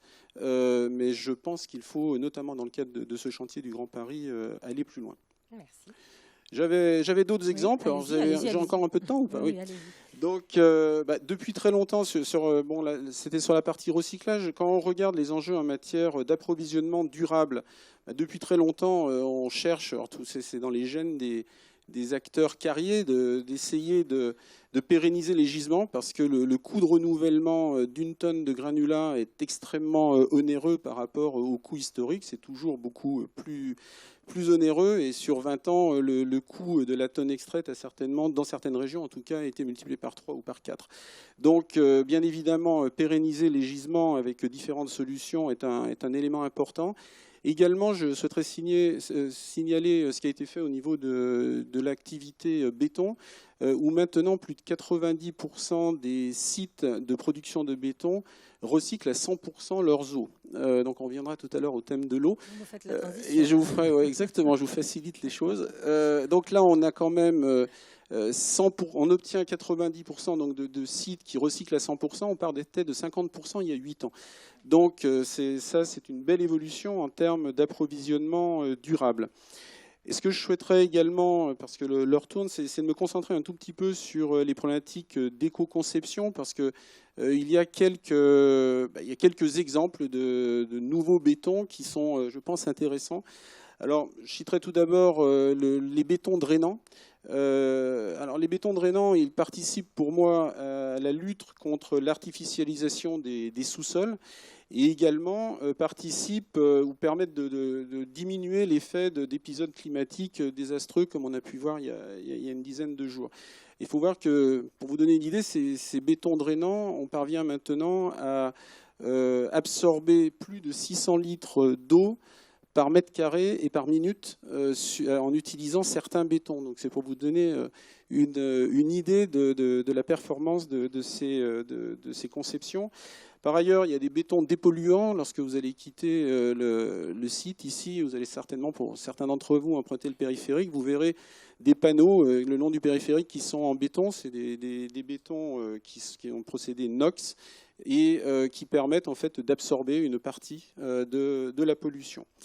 Et je souhaiterais évidemment citer ce qui est fait au niveau des bétons isolants. On a toute une gamme de solutions. Alors le béton par lui-même est un matériau avec une formidable inertie thermique, mais on va beaucoup plus loin aujourd'hui avec beaucoup de béton, et on est très engagé avec la filière aval du BTP, nos clients, pour définir ensemble des solutions constructives qui permettent d'aller encore plus loin et d'être déjà prêts pour la RT 2020. C'est au niveau des coûts, il y a des surcoûts énormes pour ces bétons techniques ou pas du tout? Enfin, je pense que alors, pour les bétons techniques comme les bétons drainants, en fait, c'est des formulations qui sont différentes. Il y a, alors après, je ne suis pas un chimiste, mais il y a énormément de chimie dans ces bétons. Donc effectivement, il y a certaines molécules qui peuvent coûter plus cher. En revanche, quand on regarde les enjeux de la RT 2020, moi je crois beaucoup aux solutions constructive, intelligente, et à la collaboration entre différents acteurs, entre les producteurs et nos clients en aval, avec qui on arrive à définir de nouvelles méthodes de conception qui ne sont pas du tout, enfin en tout cas qui ne sont pas nécessairement plus onéreuses que les méthodes actuelles. Surtout quand on intègre tous les coûts de réduction d'énergie, etc. Il faut regarder de façon globale et long-termiste. Okay. Exactement. Donc ce que je voulais simplement dire en conclusion, c'est que l'ensemble de nos adhérents sont impliqués, je dirais, naturellement sur les piliers de l'économie circulaire, qui est vraiment, je pense, inscrit dans nos gènes, grâce à notre intégration amont et aval sur l'ensemble de notre filière, de l'extraction à la mise en œuvre de nos produits. Et donc, pour faire une dernière référence à Monsieur Valentin, je pense que vous disiez tout à l'heure, il faut réussir le 21e siècle. Je suis vraiment complètement en phase avec vous, et je dirais que j'ai confiance par rapport à ça, parce qu'il y a, en tout cas dans notre filière, on ressent une vraie volonté à la fois des acteurs, parfois parce qu'ils sont obligés, comme cela a été dit tout à l'heure par Monsieur Carpentier. Effectivement, plus on a l'obligation de faire, plus on avance vite. Et nous, ce sont des enjeux déjà économiques qui motivent beaucoup de nos adhérents, car encore une fois, le coût de renouvellement des tonnes naturelles est véritablement très très élevé. Et j'ai confiance également aux enjeux de transversalité, de collaboration et aux générations futures, parce qu'on voit beaucoup de jeunes travailler sur ces sujets. Et j'ai vraiment confiance qu'on gagnera le challenge du 21e siècle. Merci. Merci à vous deux. Restez par là pour les questions. Donc on va passer au dernier domaine, au dernier duo. Donc nous allons passer à la question de l'eau. Donc Venez me rejoindre. Donc, l'eau, un grand oublié quand même, je trouve, du changement climatique. On parle beaucoup de gaz à effet de serre, de carbone. L'eau, désertification. Donc, après, derrière, quelques problèmes géopolitiques, hein, n'est-ce pas? Quand il n'y a plus d'eau, hein, il y a des guerres. L'eau, concentration de polluants quand il y en a moins, concentration de sédiments, baisse des nappes phréatiques, diminution des cours d'eau, des débits des cours d'eau. Enfin, il y a pas mal de soucis. Donc, très important dans le changement climatique et dans les ressources. C'est vital, vous le savez tous. Donc, Solène Le Fur, qui est adjointe à la directrice générale de l'ASTI, Association scientifique et technique pour l'eau et l'environnement. Quels sont pour vous les enjeux eau et climat? Eh bien, déjà, merci à Auré pour l'invitation à cette table ronde. J'excuse Karine Morin-Battu, la directrice générale de l'AST, qui avait préparé l'intervention de ce matin, mais qui m'a remplacée pour un déplacement assez lointain en Guadeloupe, étant donné mon état. Mais je me fais un plaisir d'être parmi vous aujourd'hui. Donc l'AST, pour ceux qui ne connaissent pas, c'est une association assez ancienne qui fête ses 110 ans cette année. Qui est plus vieux que nous, alors. Voilà. Là, oui, on peut dire qu'on est vieux, nous. Là, c'est le cas de le dire. Donc, c'est un énorme réseau national de professionnels qui œuvrent dans le domaine de l'environnement, donc avec près de 4000 membres. Donc, un peu à l'image des membres dorés, ce sont des personnes qui viennent à la fois du monde des collectivités, des entreprises, des bureaux d'études, des organismes de recherche, etc. Et l'AST est reconnue d'utilité publique, donc en fait, elle produit des référentiels, des guides techniques à vocation opérationnelle selon les besoins donc des professionnels des domaines, en particulier de l'eau et des déchets. Alors, sur les enjeux eau et climat, vous avez travaillé dessus il y a peu de temps. Voilà, alors en fait, effectivement, je vais m'appuyer sur un document qui a été produit récemment à l'approche de la COP21, qui est celui-ci, ce petit document vert, en fait, qui est un document qui a été piloté par le Partenariat français pour l'eau. Et en fait, je vais essayer en quelques minutes de synthétiser, merci, quelque chose qui va être décrit en 1h30 demain matin à la même heure dans cette même salle. Donc c'est une avant-première. Ouais, c'est un vrai challenge. Pour vous donner envie de venir à la conférence de demain. Exactement. Et donc, comme vous le disiez, finalement, l'eau a été trop souvent, je pense, oubliée dans les débats sur le changement climatique, alors que il y a différentes leçons du GIEC qui sont quand même assez importantes et qui sont assez fortes. La première étant que le changement climatique a des impacts sur tout le cycle de l'eau, variable géographiquement. Donc, par exemple, voilà, on a tous en tête, vous disiez quelques exemples tout à l'heure, l'aspect fonte des glaces, haute du niveau de la mer, précipitations imprévisibles qui se multiplient, et dont le Sud a connu des épisodes dramatiques ces derniers temps, des stress hydriques, des flux saisonniers perturbés ou encore une qualité d'eau dégradée.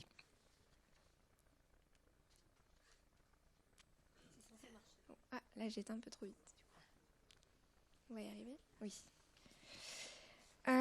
Et que ces impacts affectent effectivement nos besoins fondamentaux que sont la sécurité alimentaire, la santé, l'énergie et la notion de ville durable. Et d'après la 4e édition du rapport mondial des Nations Unies sur la mise en valeur des ressources en eau, 90% des catastrophes sont liées à l'eau. Alors, catastrophe naturelle, un risque qui s'aggrave suite au changement climatique, avec donc des inondations, des tempêtes, des sécheresses et des submersions littorales qui deviennent de plus en plus inquiétantes. Pour répondre à votre question. Alors, la deuxième question, c'est il y a des solutions. Quelle typologie de solutions? On ne va pas rester que dans le stress. Voilà. Allons-y. Heureusement, il y a des solutions. Tout d'abord, avant de présenter rapidement quelques grandes typologies de solutions, parce que je laisserai bien sûr M. Pierre Victoria vous donner des solutions plus concrètes. Le lien entre eau et climat est indissociable. Il n'est effectivement pas possible de parler de climat sans parler d'eau. Il n'est pas possible de parler d'eau en dehors du changement climatique. D'où 2 types de solutions qu'on peut vous présenter. Donc des solutions, on en a assez peu parlé finalement de ces termes qui reviennent beaucoup dans les débats du changement climatique. Des solutions qui font appel à l'atténuation. C'est ce qu'on peut faire pour que l'eau ne vienne pas renforcer les problématiques du changement climatique. Donc typiquement, Par exemple, à Rouen, il y a une usine de traitement et d'alimentation en eau potable qui produit de l'énergie par microturbinage du débit réservé pour alimenter les bâtiments techniques. Donc effectivement, là, on zoome sur les aspects solutions d'économie circulaire avec l'eau comme source d'énergie renouvelable. Et il y a également un autre pendant qui sont des solutions d'adaptation au changement climatique. C'est ce qu'on peut faire pour que la perturbation du cycle de l'eau liée aux conséquences du changement climatique soit la plus faible possible. Et finalement, là, la question qui se pose concrètement dans le cadre de l'économie circulaire, c'est quelle qualité d'eau pour quel usage ? Donc, par exemple, au niveau des usages domestiques, on peut se poser la question de est-ce qu'il est forcément intelligent d'utiliser l'eau potable pour tous les usages domestiques ? Est-ce que l'eau de pluie ne pourrait pas être une solution en tant que telle ? Donc là, je vous renvoie vers un guide récemment publié par l'ASTE qui met en avant les différentes réglementations liées à l'usage de l'eau de pluie à l'échelle du bâtiment et qui exprime un petit peu comment procéder si vous voulez vous lancer. Et puis au niveau industriel, on peut aussi en parler parce que finalement l'eau intervient à différents niveaux, aussi bien au niveau du lavage qu'au niveau du process, qu'au niveau du processus de refroidissement. Et donc pareil, on peut se poser la question de est-ce qu'on ne pourrait pas utiliser une autre eau que l'eau potable pour ces différentes phases.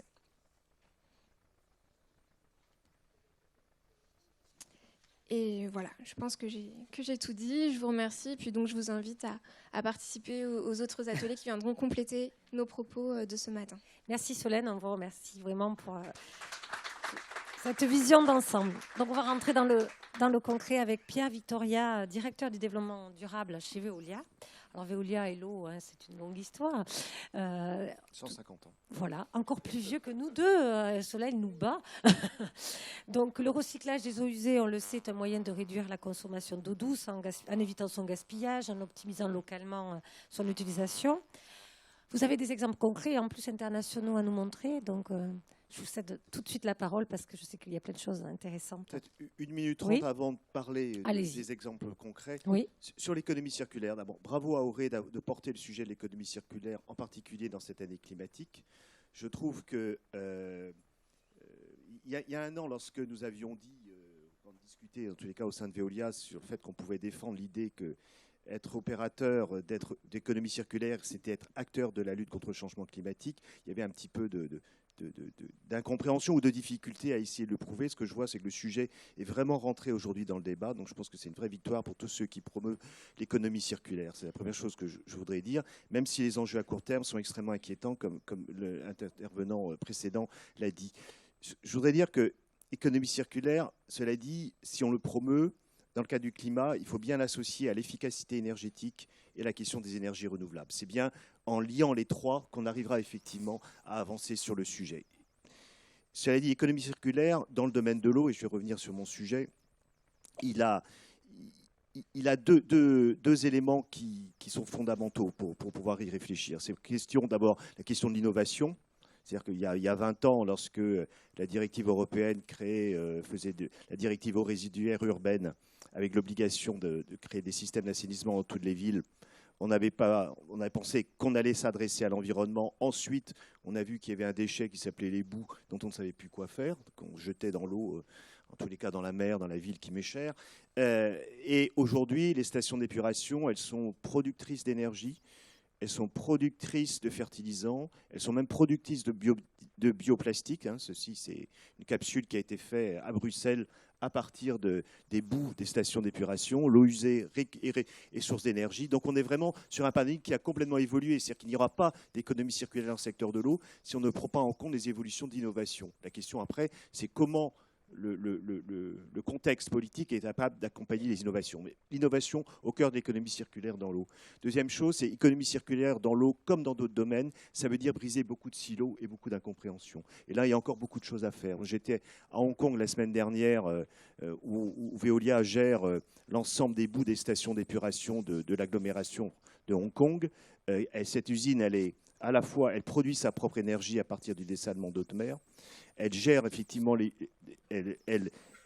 boues sont récupérées en énergie et produisent elle est complètement autosuffisante en matière d'énergie. Le seul problème, c'est que l'énergie qu'elle produit à partir des boues, il y en a la moitié qui chauffe les oiseaux, tout simplement parce que le système, l'EDF local, si vous voulez, n'accepte pas, qui lui produit à partir de charbon, n'accepte pas l'énergie qui vient de la propre station. C'est-à-dire qu'il va falloir à un moment donné qu'on brise un certain nombre de silos et un certain nombre de tabous si on veut que les choses fonctionnent. Ça, c'est la chose que je voudrais dire. Et je passe maintenant aux solutions concernant l'eau et en particulier question alors l'eau, la crise de l'eau, elle n'est pas liée au changement climatique, même si le changement climatique, c'est un accélérateur, c'est bien la croissance urbaine, c'est l'augmentation de la population, c'est les besoins de développement des pays qui créent la tension sur la demande. Et la crise de l'eau, c'est avant tout une crise de la demande, beaucoup plus une crise de l'offre. La question de l'opérateur, face à cette situation, elle est double, c'est qu'il va falloir qu'il soit à la fois un économisateur de ressources, ce que nous devons faire, d'où la question de la sobriété et de la lutte contre les gaspillages. Et deux, il va falloir qu'il crée des nouvelles ressources alternatives. C'est ce que je vais essayer de montrer à travers ces quelques exemples.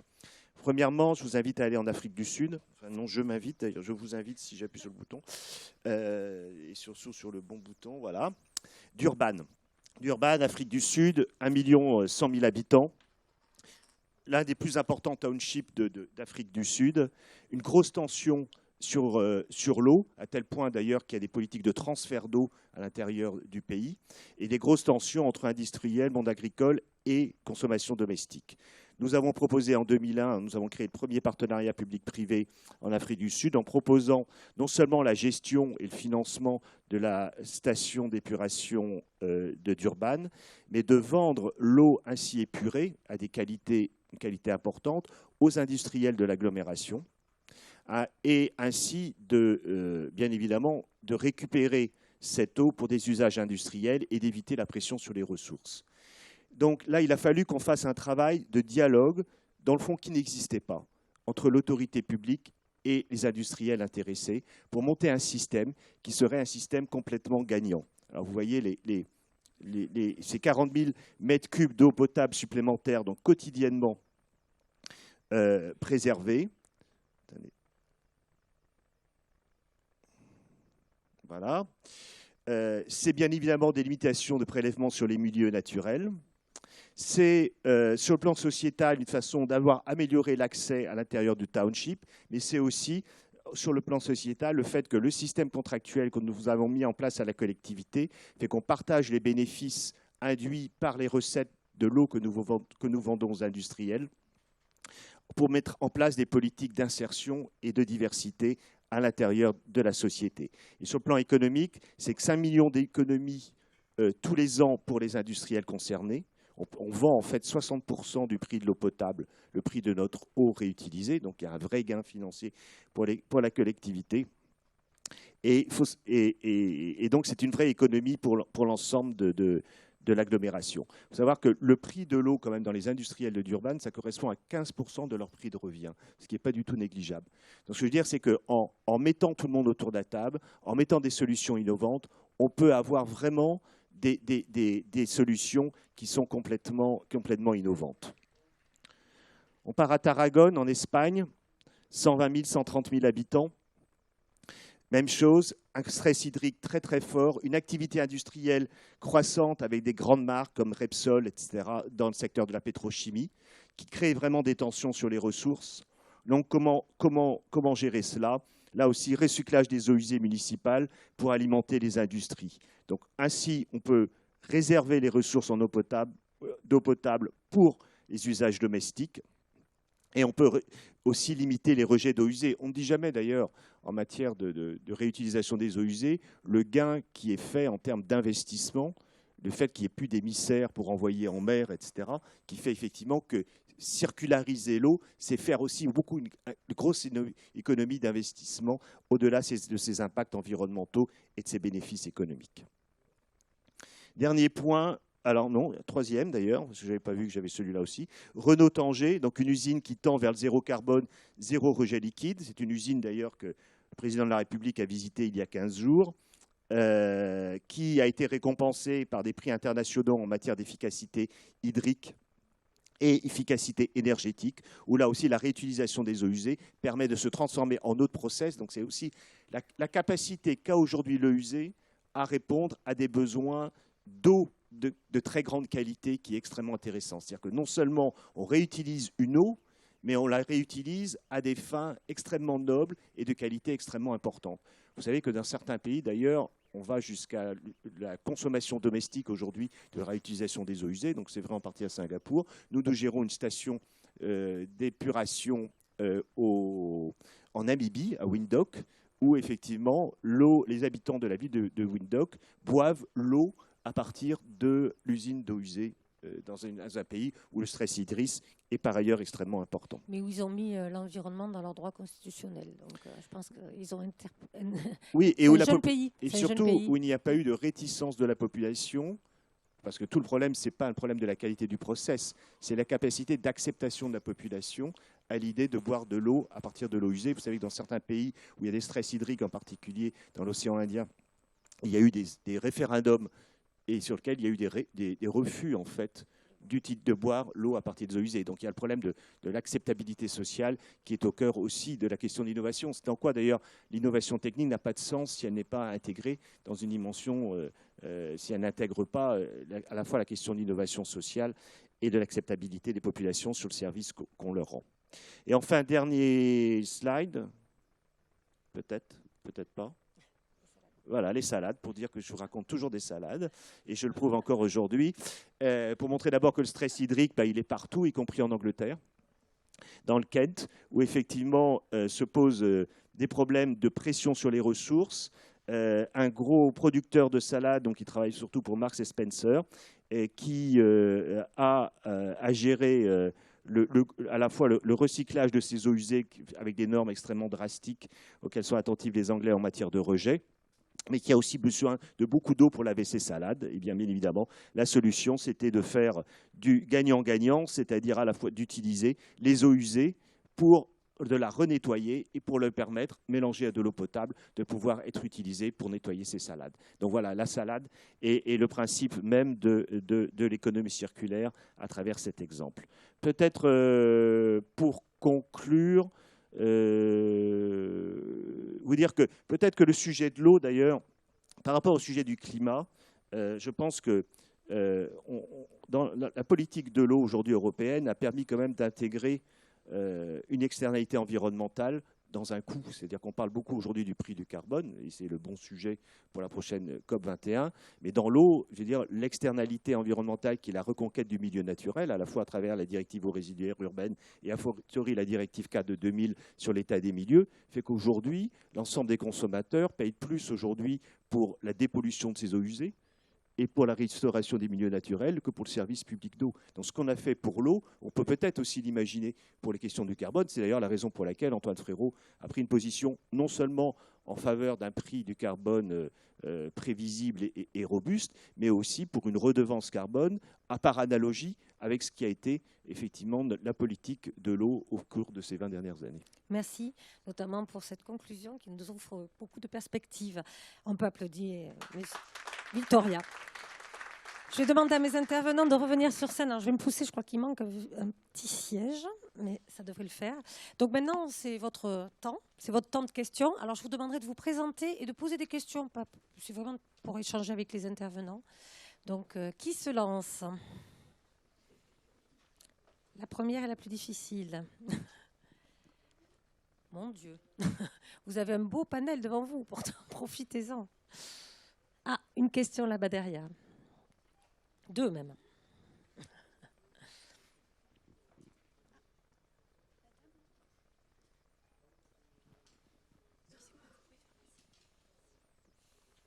Bonjour à tous. Mon nom est Sarah Hernandez. J'avais une question concernant l'innovation, de la manière dont les centres de recherche sont intégrés soit dans les entreprises ou en alliance stratégique avec les universités. Enfin, je voudrais savoir un petit peu comment ça se passe pour avancer avec un nouveau béton écologique ou travailler sur les questions du recyclage de l'eau. Et je voudrais savoir aussi, par rapport à ce thème, la part qui correspond au soutien de l'État, finalement, à promouvoir ce type d'innovation, et la part qui correspond vraiment à un investissement privé et stratégique de l'entreprise. Donc l'UNICEM, Veolia, l'ADEME, vous vous lancez. Le premier point portait sur le béton, donc je passerai ensuite la parole sur la partie eau. Pour la partie béton, je pense qu'il y a une collaboration très forte entre, d'une part, les personnes qui sont au plus près des clients, au plus près qui ressentent les besoins en fait en béton futur. Notamment tout à l'heure je parlais du béton drainant. Moi, il y a quelques années j'étais directeur général d'une activité béton donc pour Cemex, et c'est vrai que dans la littérature, dans les contacts avec les clients, il était clair qu'à un moment donné il fallait que l'on avance sur ces sujets de béton drainant. Et donc ensuite une fois que vous avez identifié un sujet, vous devez mutualiser, parce que en fait, la difficulté, c'est qu'aux bornes d'un pays, en tout cas dans nos types d'organisation, il est très difficile d'avoir un centre de recherche et de développement vraiment très significatif. Donc, dans les organisations, en tout cas des sociétés que nous représentons, et notamment dans les grands groupes, la plupart du temps, vous avez 1 ou 2 centres de recherche au niveau mondial. Vous communiquez avec ce centre de recherche au niveau mondial, ils font de la recherche fondamentale, et ensuite vous préparez les conditions de mise en œuvre sur le marché, d'acceptabilité sur le marché. Pour nous, une des grandes difficultés, c'est de passer de la recherche-développement à la production sur les unités de production, parce qu'entre ce qui est fait au niveau d'un centre de recherche dans un labo avec des conditions d'expérience qui sont vraiment très spécifiques et ce que l'on vit sur une unité de production de béton, les conditions sont souvent très différentes, et en plus on a des matériaux qui peuvent se comporter de façon également différente, parce qu'il n'y a rien de plus différent qu'un sable par rapport à un autre sable, qu'un gravillon par rapport à un autre gravillon. Et donc ce qui est difficile, la partie la plus difficile pour nous, c'est de faire passer de la recherche expérimentale au déploiement. Et ce souci de déploiement est certainement pour nous le plus compliqué. Après, je répondrai très brièvement à votre réponse sur l'aide de l'État, 0. Monsieur Victoria, l'État aura le droit de répondre de façon directe. Alors Sylvie, tu vas représenter l'État, tu es très, tout d'un coup, peut-être dans notre casquette. Moi, je ne sais pas très bien quel est le niveau d'aide de l'État, et si elle existe d'ailleurs dans les métiers de l'eau chez Veolia, donc je ne répondrai pas là-dessus. Par contre, ce que je sais, c'est que la recherche, elle se situe à 3 niveaux. C'est-à-dire qu'il y a d'abord l'essentiel des efforts de recherche dans le domaine de l'eau, historiquement, ont été portés par les entreprises de l'eau. Ça, il faut le reconnaître, pour des raisons qui tiennent d'ailleurs au modèle de gestion déléguée qui s'était fait en France, et puisque on avait à peu près, c'est un peu moins vrai aujourd'hui, mais 70% à peu près de la distribution de l'eau qui était, en termes de population, qui était assurée par des entreprises privées, donc, et qui a une histoire qui remonte à 150 ans, qui date à la fois quand même du mouvement hygiéniste. D'ailleurs, l'ASTE s'appelait il n'y a pas si longtemps que cela l'Association des hygiénistes de France. C'était tout, montrons bien que toute l'école française de l'eau, elle s'est construite sur une évolution depuis que Pasteur, quand Joe Pasteur a dit nous buvons 90% de nos maladies. Enfin, c'est ça l'histoire. Donc, ce qui explique pourquoi l'investissement aussi a été porté beaucoup par les entreprises privées. Aujourd'hui, il y a 2 niveaux qui sont extrêmement importants pour nous. C'est les partenariats,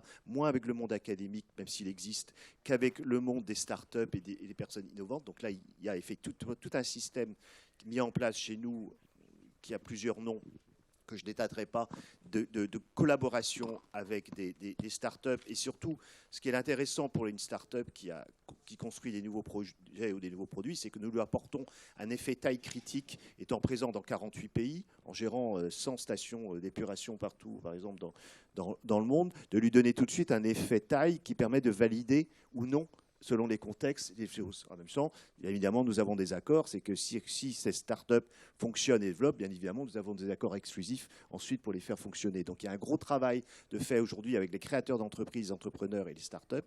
Et puis, troisièmement, il y a la question de ce que vous disiez sur les pilotes. C'est-à-dire que beaucoup de projets, pour nous, sont pilotés in situ. C'est-à-dire que quand je parlais de mon histoire à Hong Kong, aujourd'hui, l'équilibre économique de l'usine qu'on a mis à Hong Kong n'est pas complètement établi. Ou mes capsules de bioplastique, on n'est pas encore au sujet du déploiement.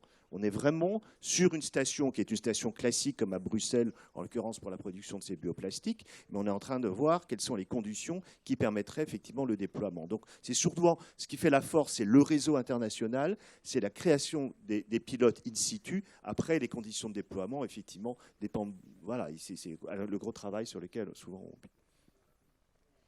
on... Bien, écoutez, je ne sais pas si je parle au nom de l'État, mais je pense que pour une fois, l'État a peut-être des bonnes nouvelles à annoncer. Donc, je m'inscris quand même un petit peu en faux sur le fait qu'il n'y a pas d'argent de l'État, parce qu'il y a au moins un truc qui s'appelle le crédit impôt recherche, où je pense que globalement, les grandes entreprises sont bénéficiaires. Donc, je pense quand même que ces mecs, ça a dû regarder ça. Il n'y a pas que le CICE, il y a aussi le CIR. Je voudrais aussi dire, par rapport à cette question du soutien à la recherche, il y a différents dispositifs. Il y a les appels à projets pilotés par l'ANR, l'Agence nationale de la recherche notamment. Alors là, on est plus amont, assez académique. Au niveau de l'ADEME, je vous ai cité 2 types d'appels à projets sur l'innovation, des appels à projets dits recherche, alors moins amont que l'ANR, on commence à être un peu plus sur de la faisabilité, mais on a des budgets pour le coup un petit peu limités. Et par contre, le gros volant de soutien actuellement à l'innovation sur la transition énergétique et l'économie circulaire, ce sont les investissements d'avenir. Et là, je pense que ça répond aussi à une des questions, une des interrogations qui ont été signalées, c'est le fait d'aider à la démonstration, le fait d'aider à la première installation industrielle. Et pour le coup, là, l'ADEME, avec le programme Investissement d'avenir,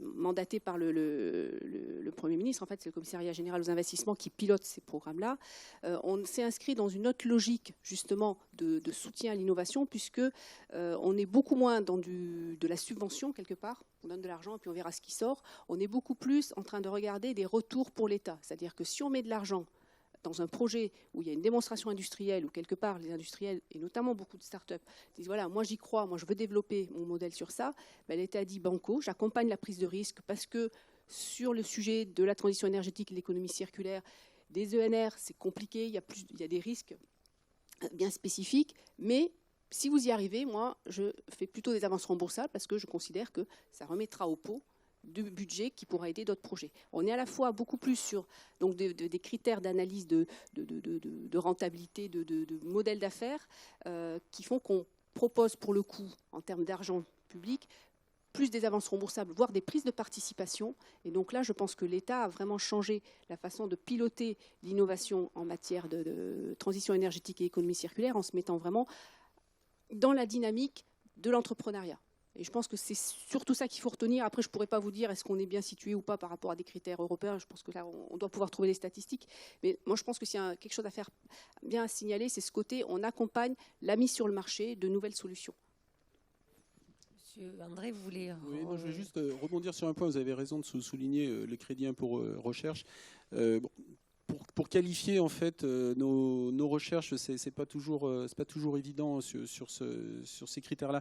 Mais je suis très intéressé par le développement que vous avez fait et peut-être un point de complément. Moi, je suis tout à fait en phase avec vous pour dire que ce n'est pas nécessairement des subventions dont nous avons besoin.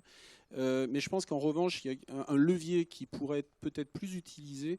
C'est le formidable levier de l'investissement public. C'est-à-dire que dans le cadre des appels d'offres publics, je pense qu'on sous-estime ce levier et que certes, si on intégrait plus dans les appels d'offres, notamment publics dans un premier temps pour montrer l'exemple et demain privés, des critères d'économie responsable, je pense que là, ce serait vraiment un moyen d'inciter de façon favorable et sans nécessairement passer par effectivement un système de subvention ou de crédit d'impôt.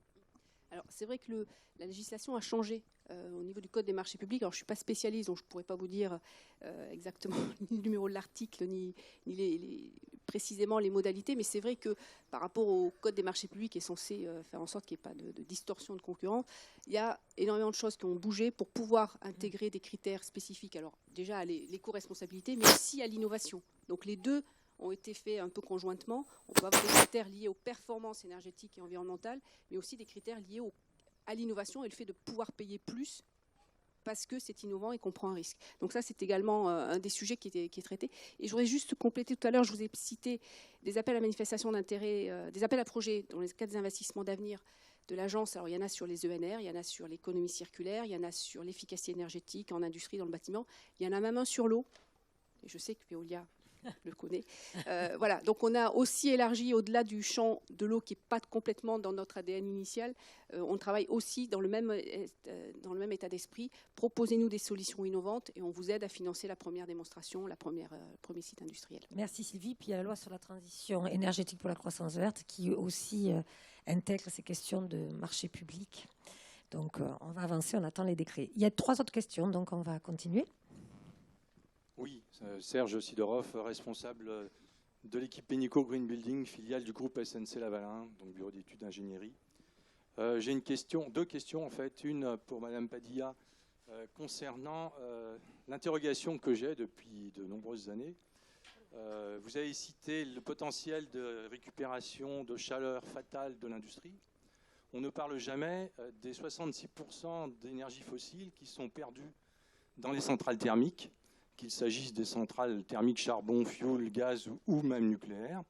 Pourquoi? Ça, c'était ma première question. Et la deuxième, ça concerne l'UNICEM. Enfin, pas directement l'UNICEM, ça concernerait plutôt Symbéton qui n'est pas autour de la table. Mais je m'interroge, pourquoi ne parle-t-on pas des ciments bas carbone qui sont des ciments de géopolymères et qui permettent de faire des bétons bas carbone tout à fait intéressants? Qui se lance? Sylvie? Alors, il se trouve que le sujet, l'étude dont je vous ai fait part avait un périmètre industrie. Alors, on y a rajouté les raffineries. Je ne sais pas si vous avez... Enfin, c'est peut-être de votre place, je pense que ça ne se voyait pas.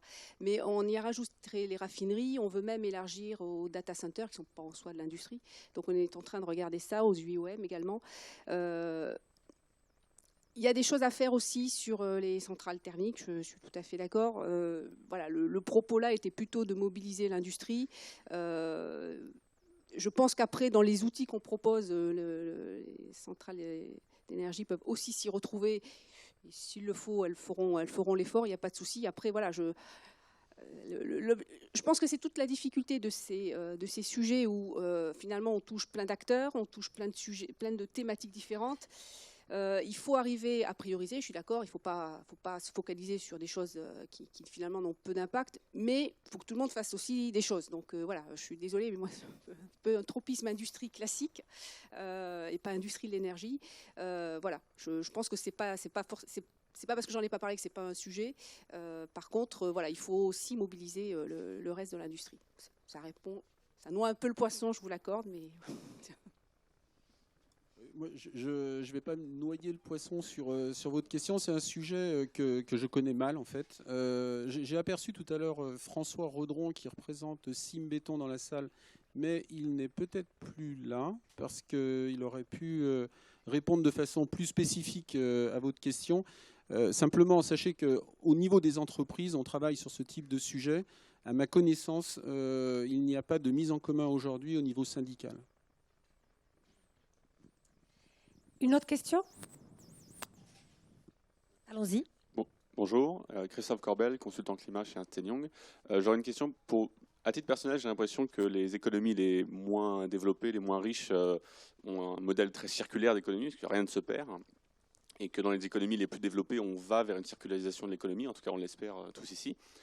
Donc ma question, c'est comment aider les économies les moins développées actuellement, qui ont un développement important, à rester dans l'économie circulaire et à ne pas venir vers un modèle linéaire comme nous on l'a fait avant d'essayer de revenir vers un modèle circulaire. Merci.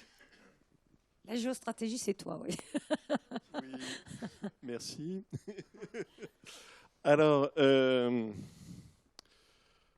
je crains d'être assez profondément en désaccord avec vous. J'ai la très nette impression que pays riches, pays pauvres, pays émergents, en fait, le modèle dominant est quand même celui de l'économie linéaire. En revanche, quand vous évoquiez le fait qu'il y a peut-être non pas des pays, mais des situations dans lesquelles l'économie circulaire s'impose. Ce qui est quand même très, très, très frappant, c'est que le premier grand moment de l'économie circulaire, où elle s'est imposée en fait sur 2 continents en même temps, en très peu de temps, en quelques années, c'est pendant la Seconde Guerre mondiale. La pression qui a été exercée sur les économies des différents pays belligérants, et je veux dire tous, que ce soit l'Allemagne, la Russie, les États-Unis, l'Angleterre. L'Angleterre a été une terre extraordinairement avancée de l'économie circulaire, pendant la Seconde Guerre mondiale. Tout simplement parce que la pression exercée par la guerre était telle que, effectivement, là, plus aucun gaspillage ne pouvait être autorisé.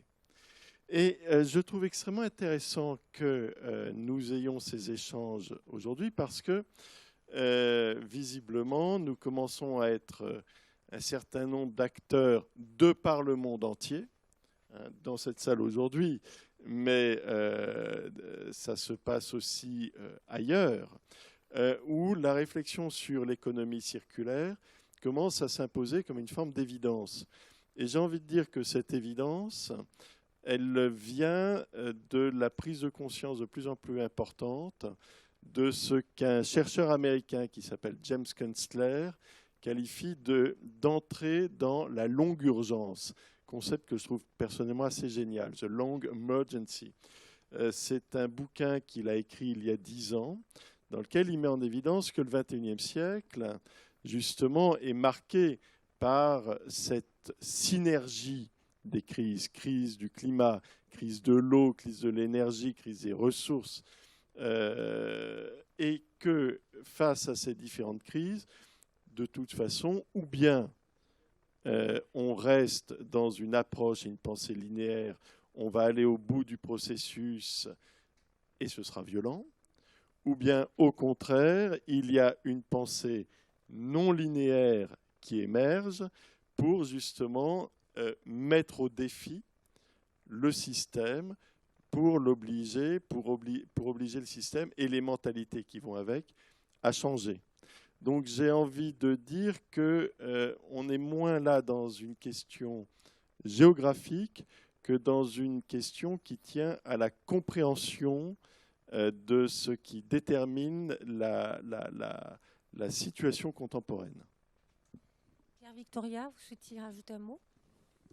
Juste sur la logique d'ailleurs des solutions, et un petit peu en marge de votre question, mais nous avons pris des positions très fortes sur la question du méthane dans le cadre du débat sur le réchauffement climatique.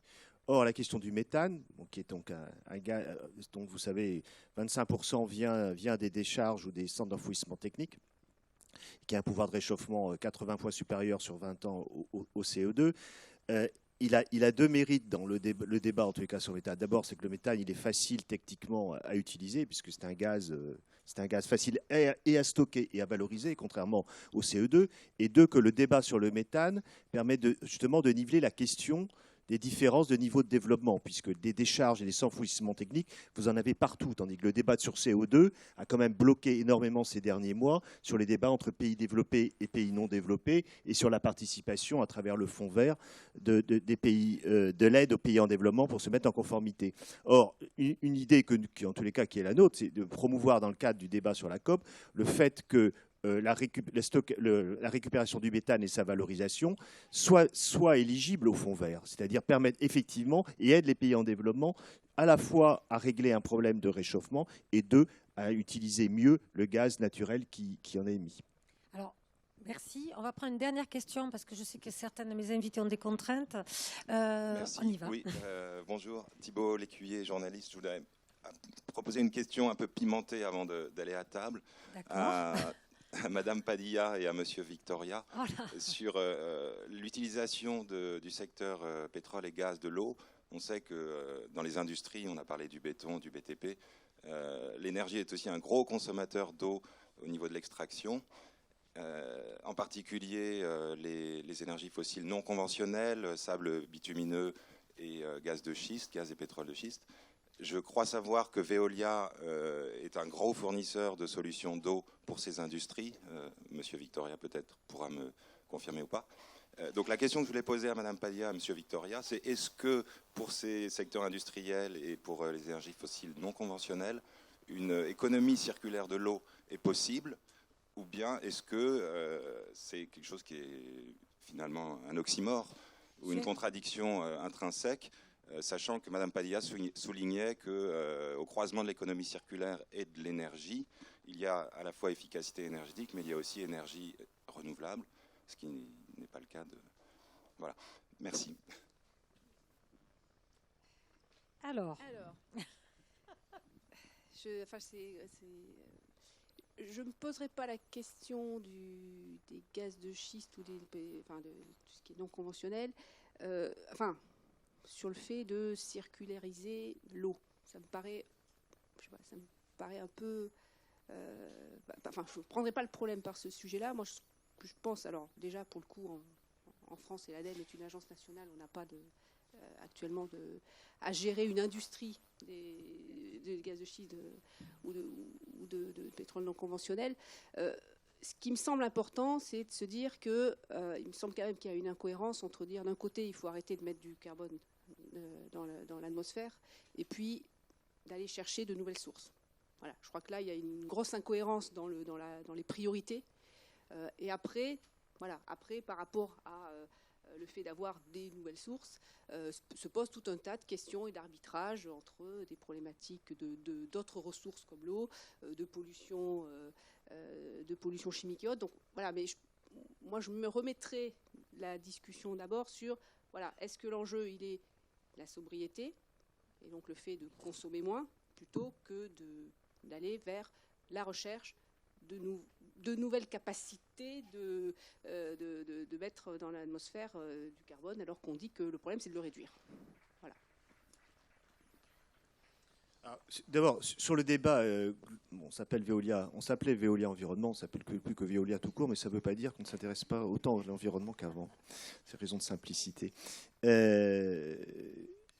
En tant qu'entreprise, on ne prend pas position sur les choix énergétiques des différentes nations dans lesquelles on travaille. C'est-à-dire qu'on s'adapte à les contextes dans lesquels nous nous trouvons, sachant que puisqu'on est Veolia, les services à l'environnement, notre valeur ajoutée, c'est de voir comment cette question, la gestion, optimiser par rapport à l'environnement le choix énergétique qui est fait par les décideurs politiques.